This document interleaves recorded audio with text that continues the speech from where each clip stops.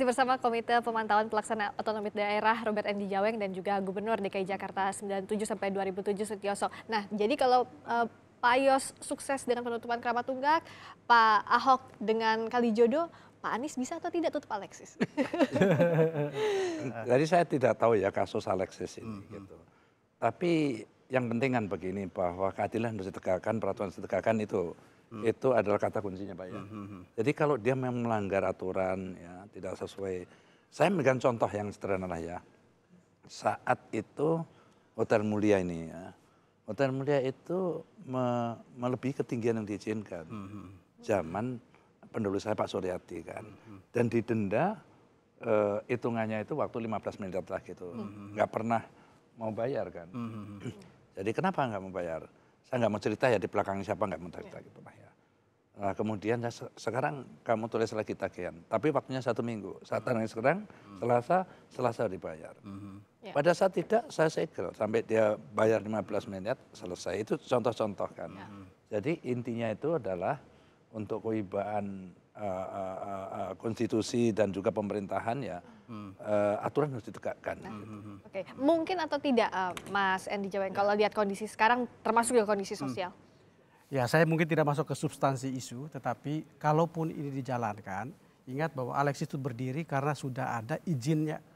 Jadi ini bukan rumah atau bangunan liar begitu ya. Ada izin berarti harus revisi izin. Kemudian kedua jangan lupa tata ruang tata wilayah juga ketika ini dibangun pasti diperhatikan. Ya. Jadi memang hal seperti ini kerangka kebijakan seperti ini yang harus diperhatikan sebelum kemudian substansinya itu mau ditutup atau mau dipertahankan atau tidak. Kemudian kedua adalah dalam proses ya saya kira perlu saya nggak tahu di belakang benak pikiran Mas Anies seperti apa, tetapi tetap dalam proses pasti butuh dialog, negosiasi, komunikasi sehingga kemudian win-win solution lah saya kira. Problemnya apa sih sesungguhnya? Problemnya itulah prostitusinya kah? Ya. Atau problem keberadaan bangunan itu sendiri atau apa gitu? Yang saya kira selalu ada cara untuk menemukan. Jadi kalau kita bandingkan beberapa kasus Keramat Tunggak, Kalijodo sama Alexis ini apa bedanya Mas? Ya kalau saya nggak tahu, saya belum pernah ke. Dalam artinya adalah kesulitan untuk pemerintah langsung tutup atau tidak menutup ini apa? Biasanya tempat-tempat yang seperti hotel itu pasti sudah melalui berbagai kajian, tahapan dan izin yang sangat ketat gitu ya. Jadi, kalau ini murni proses itu liar gitu. Tetapi memang keluar izin. Jadi begini ya, kita jadi pemimpin itu kan dari awal sudah saya katakan kita menghadapi situasi kondisi yang berbeda-beda gitu ya. Zaman itu pemikirannya pendahulu saya Bang Ali Sadikin ya, bahwa ini pelaturan di mana-mana gitu kan. Kenapa nggak kita lakukan lokalisasi? Nah, tapi saat beliau jadi gubernur, artinya 35 tahun sebelum saya, itu ya, Keramat Tunggak itu tempat jin buang anak, kan gitu kan. Ketika 30 tahun kemudian, ini kan kehidupan gitu kan, orang mulai mendekat. Banyak pemukiman itu udah ketat sekali, nggak ada batasnya lagi kan, artinya dampak sosial ke lingkungan itu sangat tinggi. Ya, menutup itu bukan pilihan yang terbaik, tetapi seorang pemimpin kadang-kadang dihadapkan si Malakama ya. Mau dimakan ayah mati tidak ibu mati. Tapi kita harus memilih, itu kan. Tetapi bagaimana meminimais akibat terhadap orang-orang itu. Karena itu 1 tahun saya siapkan waktu itu. Sebelumnya saya sosikan ini akan saya tutup karena begini-begini kan. Nah, lalu saya luncurkan angket. Kalau tempatnya saya tutup kamu ingin kerja apa? Ini kan ribuan orang kan karena 11 hektar luasnya. Terbesar di Asia bagaimana? Kan juga itu. Jadi tinggal nyonteng aja.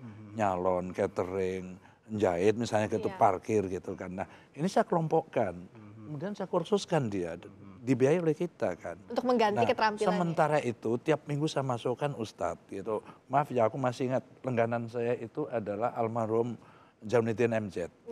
Pokoknya kan berkat sekali dengan saya mengenbatai, Kiai lu pokoknya ngomong aja kalau ke sini ke kerja kayak gitu ke neraka. Kalau lu ikut umaro itu Bang Yos akan ke surga kan gitu aja kan. Karena sudah saya bekali itu. Jadi 1 tahun gitu kan. Jadi saat saya sudah yakin ini sudah siap semuanya kan.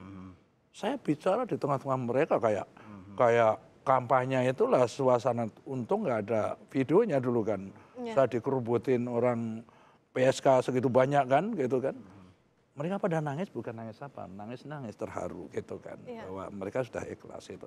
Saya tidak bisa mengklaim ya itu adalah cara terbaik, tetapi imbasnya ke lingkungan terhadap anak-anak mereka itu sangat tinggi, nggak mungkin saya biarkan. Langkah terbaik dari yang terburuk lah ya. Ya betul, itu kira-kira. Nah, Mas Hendy juga melihatnya seperti apa? Kan ada dampak sosial tadi, seperti kata Pak Yos, tidak mudah untuk memikirkan dampak sosialnya seperti apa, artinya sudah harus ada penggantinya apa.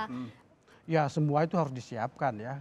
Ini penutupan ini bukan kebijakan yang kecil ya. Implikasi kemana-mananya, implikasi terkait tenaga kerja, sosial dan sebagainya. Jadi memang butuh kajian yang mendalam. Tidak segampang ketika janji kampanye diucapkan. Ya. Dan kemudian kedua adalah tetap proses itu. Zaman Pak Yos mungkin dialog sangat dikedepankan. Zaman Ahok memang agak main pukul dulu gitu Pak ya, debat dan diskusi. Nah zaman Anies seperti apa? Artinya kemudian kembali pada tipikal kepemimpinan juga Pak Friska ya. Kalau pemimpin, iya seni memimpin.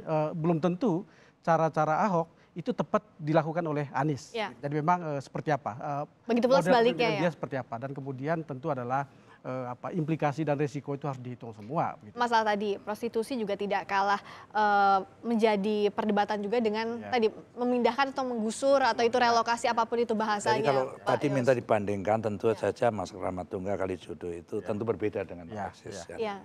Itu tadi ya, dampak yang ditimbulkan juga beda. Ini kira-kira kasusnya kan mudah ditebak ya. Ada yang salah gitu atau yang kurang. Tetapi biasanya pengembang itu nggak mengambil resiko. Kalau sesuatu itu dirasa kurang meyakinkan, dia nggak akan membangunkan karena risiko tinggi itu. Saya sendiri belum tahu ini kasusnya. Kalau saya Mbak Friska ya, ini begini, perlu manajemen waktu yang tepat ya. 6 bulan ke depan mungkin jangan dulu dengan isu-isu panas seperti ini yang dikedepankan.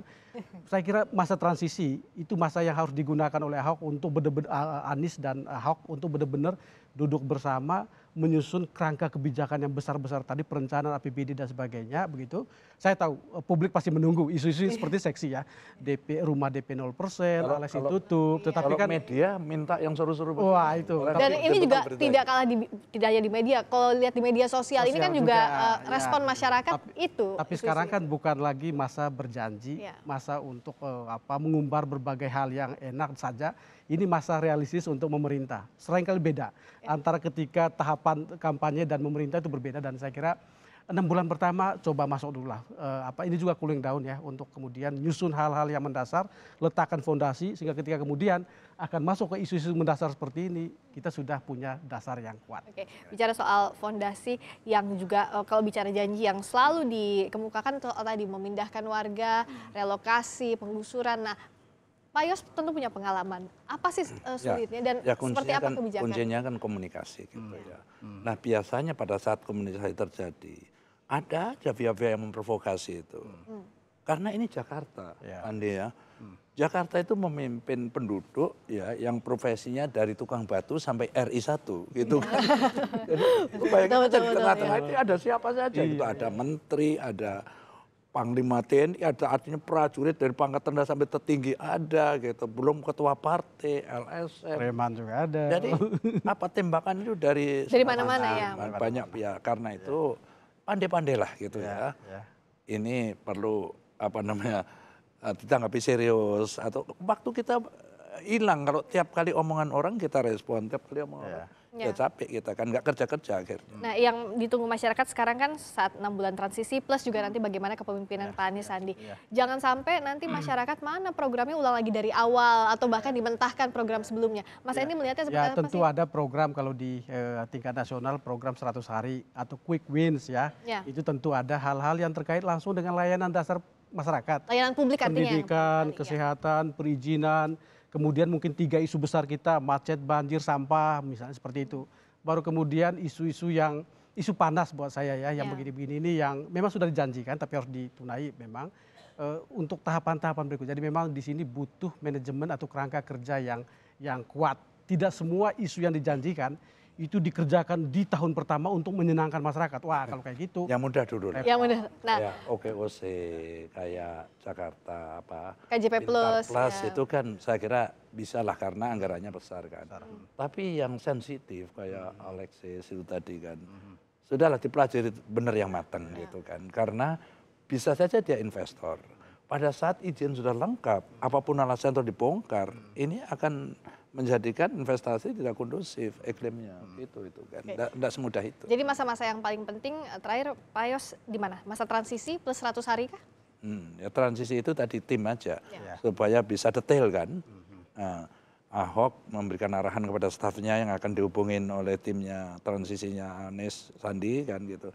Ini Aris Sandi memberikan arahan-arahan apa saja yang perlu kamu anu dari ide-ide saya. Jadi kalau bicara soal ego, perbedaan pandangan politik ini harusnya sudah nggak dibahas lagi ya? Udah lewat, itu barang Ya. udah lewat. Nah begitu mereka sudah ketemu pola untuk terutama tahun 2018, diekspos saja di depan mereka berempat gitu kan, sehingga bisa komentar. Udah final, tak ini. Karena ini Agustus harus selesai, waktunya kan hanya 3 bulan kan Agustus itu. Sekarang apa? April sekarang Mei, akhirnya? Juni, Ya. Juli, Agustus kan ya. Katakan 3-4 bulan itu waktu singkat kan. Dan penyusunan program itu kan bottom up ya. Melalui namanya musyawarah rencana RW sekarang, Pak. pembangunan. Rembuk RW. Dan itu dari RT RW prosesnya kan. Udah gitu tanyain penduduk lu pengen apa gitu di sini kan gitu kan. Ditampung atau dinaikkan ke kelurahan, kelurahan tentu kecamatan, kecamatan, kabupaten, kota baru ke provinsi. Pada saat ke provinsi sebelum ke dewan itu masih ditawarkan lagi kepada perwakilan elemen-elemen masyarakat kan, mahasiswa, tokoh masyarakat, ibu-ibu yang anu kan, itu semua ditawarin. Programnya tahun depan 2018 seperti ini. Ada anu. Udah matang itu baru kita ke dewan lah, ini bertele-tele juga. Karena itu karena dia mempunyai hak budgeting, hubungan pribadi yang baik antara gubernur dengan dewan itu menjadi bagian penting. Ya, komunikasi politik dengan Penting sekali. eksekutif dan legislatif juga penting. Harus belajar dari kasus yang kemarin Pak ya. Ya, Jadi oke. komunikasi politik. Makanya dan begitu DPR disabot, Ya. 70 uangnya banyak tapi nggak terserap kan, percuma Cuma juga, kan. oke. Dan yang penting adalah kalau kemarin udah beda-beda Namanya warna. orang politik itu kan kejam kan. Ya. Gitu Ya, sabot aja jadi biar nyahok dan yang dia penting, kan gitu iya kan. betul. Kalau yang penting juga kan kemarin udah beda warna, sekarang harusnya satu lah ya Satu untuk warna, iya, satu warna warna Jakarta. untuk Untuk DKI Jakarta, Jakarta. untuk DKI Jakarta. Baik, terima kasih banyak Pak Sutioso, Gubernur Iya, DKI sama-sama. Jakarta 97-2007. Terima kasih juga Pak Andi Jaweng dari Komite Pemantauan Pelaksana Otonomi Daerah atau KPPOD sudah bergabung di